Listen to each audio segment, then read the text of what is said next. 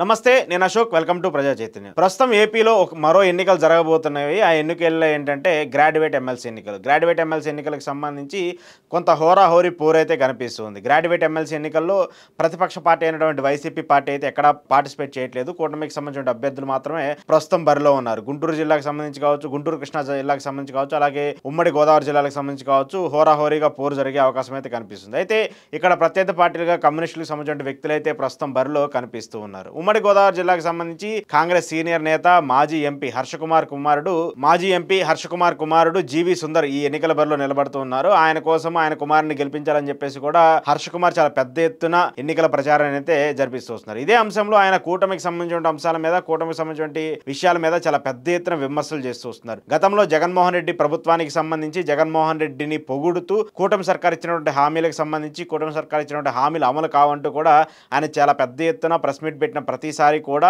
TDP పార్టీని విమర్శిస్తూ మాట్లాడుతూ వస్తున్నారు. అయితే ఇటీవల వైసీపీకి సంబంధించి చేరికలు జరుగుతున్నాయి. అనూహ్యంగా పార్టీకి సంబంధించి అంటే ఓడిపోయిన పార్టీలు ఎవరు సాధారణంగా చేరడానికి ఎంత ఇష్టపడరు. అలాంటిది కాంగ్రెస్ పార్టీకి సంబంధించి సీనియర్ నేతలుగా ఉన్నటువంటి వ్యక్తులు కావచ్చు, సీనియర్లుగా ఉన్నటువంటి చాలామంది కీలక నేతలందరూ కూడా వైసీపీలో చేరేందుకు కూడా సిద్ధమవుతున్నారు. తాజాగా మాజీ పీసీసీ చీఫ్ శైలజానాథ్ ఆయన వైసీపీ పార్టీలో చేయడం, ఆయన తర్వాత మరికొంతమంది చేరుతారని చెప్పేసి కూడా రూమర్స్ పెద్ద ఎత్తున వస్తున్నటువంటి నేపథ్యంలో హర్ష కుమార్ పాజిటివ్గా మాట్లాడటము, జగన్మోహన్ రెడ్డి పోగటము, అలాగే కూటమికి సంబంధించిన హామీల మీద ఆయన ప్రత్యామ్నాయంగా జరగాలి, జగన్మోహన్ రెడ్డి అమలు చేసినప్పుడు మీరు ఎందుకు అమలు చేయలేదు, సూపర్ 6 సంబంధించి మీరు ఎన్నికల్లో హామీలు ఇచ్చారు కదా, వాటికి సంబంధించి అమలు సాధ్యం కాదని తెలిసినా కూడా మీరు ఎందుకు హామీలు ఇచ్చారంటూ కూడా హర్ష కుమార్ ఆయన శైలిలో ఆయన ఎప్పుడు ప్రెస్ మీట్ పెట్టినా రాజకీయానికి సంబంధించిన అంశాలు ఎక్కడున్నా కూడా ఆయన మాట్లాడుతూ వచ్చారు. అయితే ఆయన కుమారుణ్ణి గెలిపించడం కోసం వైసీపీ నేతలకు సంబంధించి, వైసీపీకి సంబంధించిన ఓటర్లకు సంబంధించి సపోర్ట్ కోరుతున్నారు. గోదావరి జిల్లాకు సంబంధించి ఆయనకు పట్టున్నప్పటికీ కూడా వితౌట్ వైసీపీ పార్టీ సపోర్ట్తో అక్కడ గెలిచే అవకాశం ఉండదని చెప్పేసి కూడా ఆయన ఒక నిర్ణయానికి వచ్చినట్టు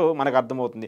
దానికి సంబంధించి జగన్మోహన్ రెడ్డి మీద పాజిటివ్ రియాక్షన్ కావచ్చు, జగన్మోహన్ రెడ్డికి సంబంధించి ఆయన పాజిటివ్గా మాట్లాడటం, జగన్మోహన్ రెడ్డిని సపోర్ట్ చేస్తాము, దానికి భిన్నంగా కూటమి మీద వ్యతిరేకంగా మాట్లాడటము, చంద్రబాబు నాయుడు కావచ్చు, లేదంటే హామీలకు సంబంధించిన అంశాల మీద గట్టిగా మాట్లాడడం కూడా ఆయన చేస్తూ వస్తున్నారు. సో ఇదే అంశంలో వైసీపీలో చేరుతారనేటువంటి రూమర్స్ కూడా చాలా పెద్ద ఎత్తున వస్తున్నటువంటి నేపథ్యంలో ఆయన ఎక్కడా కూడా వాటిని ఖండించట్లేదు. నేను కాంగ్రెస్ లోనే ఉంటాను, కాంగ్రెస్ పార్టీలోనే తన రాజకీయాన్ని కొనసాగిస్తాననేది కూడా ఆయన ఎక్కడా ఖండించట్లేదు. ప్రస్తుతం ఎమ్మెల్సీ ఎన్నికలకు సంబంధించినటువంటి ఈ బరిలో తన కుమారుడు ఉన్నాడు కాబట్టి ఈ అంశం జరిగిన తర్వాత పార్టీ మారతానా లేదా అనేది అప్పుడు డిసైడ్ చేసి చెప్తాను. ప్రస్తుతానికి అయితే నేను కాంగ్రెస్ పార్టీలో ఉన్నాను, కానీ నేను కాంగ్రెస్ పార్టీ నుంచి పోటీ చేయట్లేదు, కానీ ఎమ్మెల్సీ ఎన్నికలకు సంబంధించి ఖచ్చితంగా నా కుమారుడిని గెలిపించడం కోసం అయితే నేను వివిధ రాజకీయ పార్టీలు సపోర్ట్ తీసుకుంటాను, మద్దతు తీసుకుంటాను, కూటమికి వ్యతిరేకంగా అయితే గెలవాలని చెప్పేసి ప్రయత్నం చేస్తున్నట్టు కూడా ఆయన మాట్లాడుతూ వస్తున్నారు. సో ఈ పరిణామాలన్నీ చూస్తూ ఉంటే కూడా హర్ష కుమార్ వైసీపీలో చేరడానికి ఇంట్రెస్ట్ గా ఉన్నారు అనేటువంటి వ్యాఖ్యలు కూడా మనకు కనిపిస్తున్నాయి. మరోవైపు గ్రాడ్యుయేట్ ఎమ్మెల్సీ ఎన్నికలకు సంబంధించి వైసీపీకి సంబంధించిన కొంతమంది వ్యక్తుల సపోర్ట్ కోరడము, తన కుమారుని గెలిపించాలని చెప్పేసి వైసీపీ నేతలతో మాట్లాడి అక్కడ వాళ్ళ సపోర్టు